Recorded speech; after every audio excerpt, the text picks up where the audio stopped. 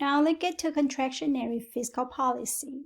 So debt that incurred during deficit can be paid off when the economy turns around and begins expanding, right? So that is also countercyclical fiscal policy prescription. So if the budget deficits during the contraction, that must be a budget surpluses during the expansion, right? So we kind of try to bring back and decrease the aggregate demand by decreasing the government spending and or increasing taxes. So why do we do this? In order to, like I just said a moment ago, to pay off debt that was accrued due to the expansionary fiscal policy, and to slow down the economy that is overheated from too much spending, which could lead to inflation, right? Which is not sustainable in the long run. And we know that there's upward pressure on price level right now. We want to stop it. We try to stop it. So that means it's smoothing out the business cycle. So in theory, debt is paid off during good economic times so that it doesn't become a significant problem in the future. Right now, we have so much debt, right? So for example, U.S. government ran the budget surpluses from 1998 to 2001.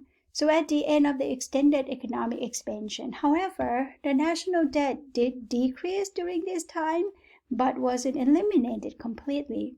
The highest level of sustainable output in the long run is at the full employment, right? So it is possible for output to be above the full employment if the unemployment dropped below this natural rate of unemployment, and the level of natural rate of output is not sustainable in the long run unless we have a higher capacity of the economy to expand.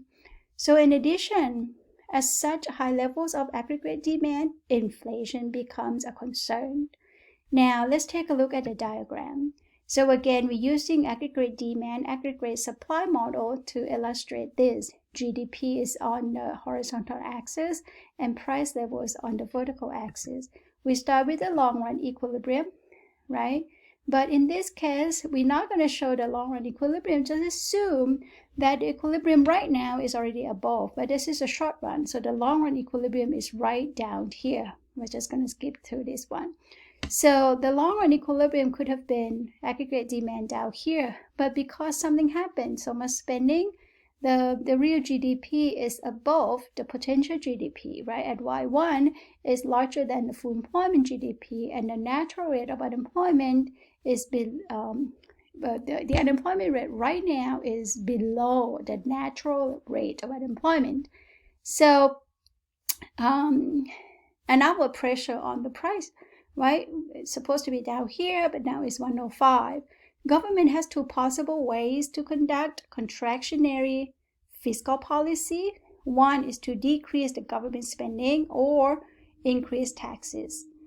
So either policy would decrease the aggregate demand, okay, back to, if it didn't do anything at all, the price level could keep going to point C. So like I said, two options, two possible ways, right, to implement the contractionary fiscal policy by reducing the government spending or raise taxes, but either policy decreased the aggregate demand from 81 to 82. So if the government fails to act, right, prices will adjust naturally to being higher than anticipated at point A. So it will go all the way to point C, right? Because it could cause firms to decrease production because of the higher cost on everything, right? It could decrease the production, short-run aggregate supply could shift to the left and reaching this long-run equilibrium at point C. So long-run equilibrium at point C is undesirable, right? As it is inflationary. So this inflationary outcome can be avoided with this contractionary fiscal policy to bring it back to point A instead of leaving it and let it be at point C. Now, the countercyclical fiscal policy, right? So this term means to smooth out the cycle. So that means if we have a recession, then implementing expansionary fiscal policy to counteract this recession. If we have expansions, then the counter-cyclical fiscal policy would be the contractionary policy. So based on the Keynesian theory, we could use this policy to lower the real GDP, right? Or lower real GDP, higher unemployment, both are caused by lack of spending or demand in the economy.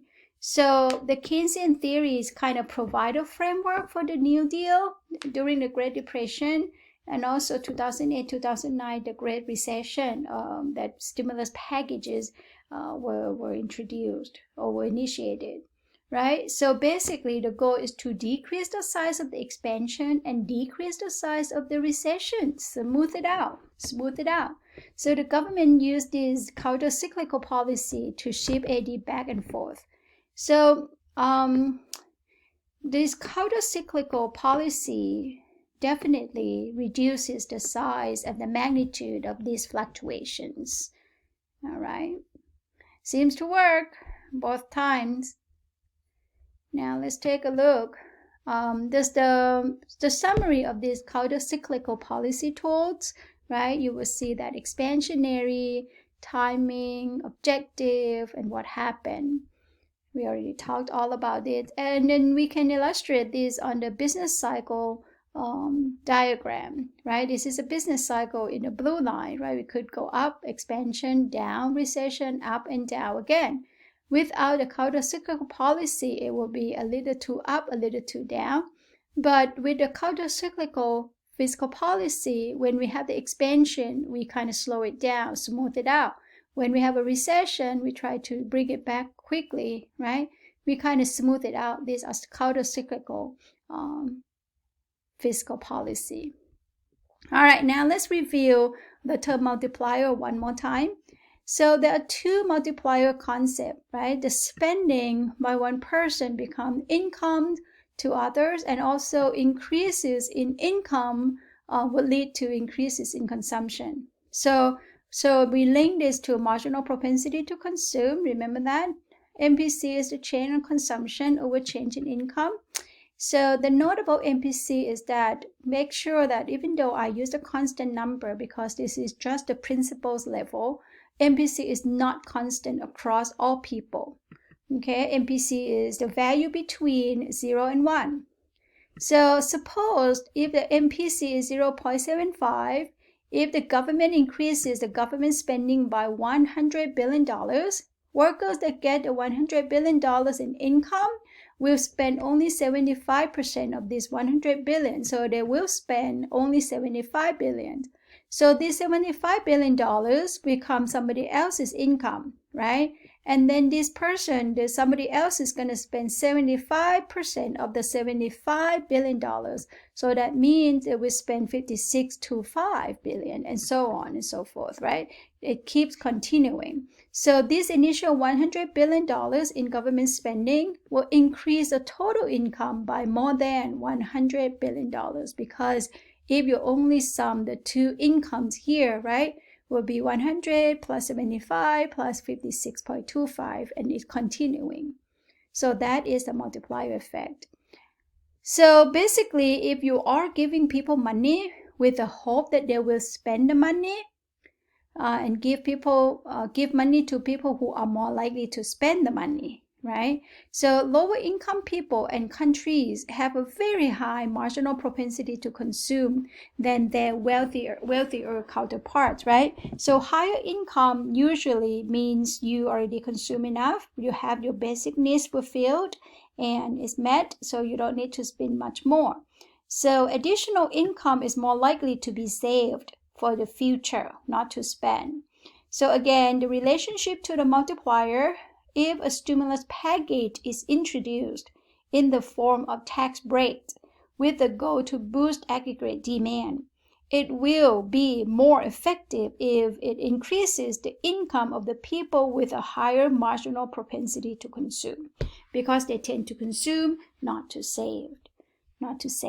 Okay, so if you've seen this movie before, it's pretty much the same idea. in the Pay It Forward. That's an old movie. All right, so the multiplier process means the following, right? For example, if you increase the consumption for whatever reason, the initial shift was from this first line to the second line, but the multiplier kicked in, the AD actually shifted out even further until the solid line out here, right? Including all the multiplier effects together. The total impact on spending from an initial amount, right? And now here's the formula that you've seen before. Multiplier, spending multiplier is 1 over 1 minus MPC. From the previous example, if the marginal propensity to consume is 0.75, then the multiplier will be 4. Okay? All right. We can take a look at this one later. So I like to just put the COVID-19, what just happened recently, in here as well. It's not a contractionary, right? This is a expansionary, big time. So here what happened. Before the COVID-19, we are right here at point A. 2019, right, and an aggregate demand of 2019 and long-run aggregate supply of 2019, we actually has a very low unemployment rate, about 3-4%. And now when the COVID-19 hit, it's a little bit too small. It means a long-run shock, right, that changes our resources and institutions permanently. Resources that we lose people, right, die, and we have to devote more capital to what? To disease control, to healthcare institutions, right? We now have laws that restrict movement and production. We actually move from point A to point B. The long-run aggregate supply actually shifted to the left. This is a long-run aggregate supply of right now 2020. And in addition, there's a big shift in the aggregate demand because people staying home, right?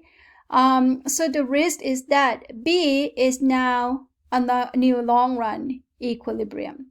And with this long-run equilibrium in mind, the government trying to increase direct funding and unemployment compensation, they spend a lot in order to shift the aggregate demand back to AD 2019. But the problem is, how are we going to shift the aggregate supply? If the aggregate supply doesn't shift back, then there's no way it's going to come back to the long-run equilibrium before this pandemic.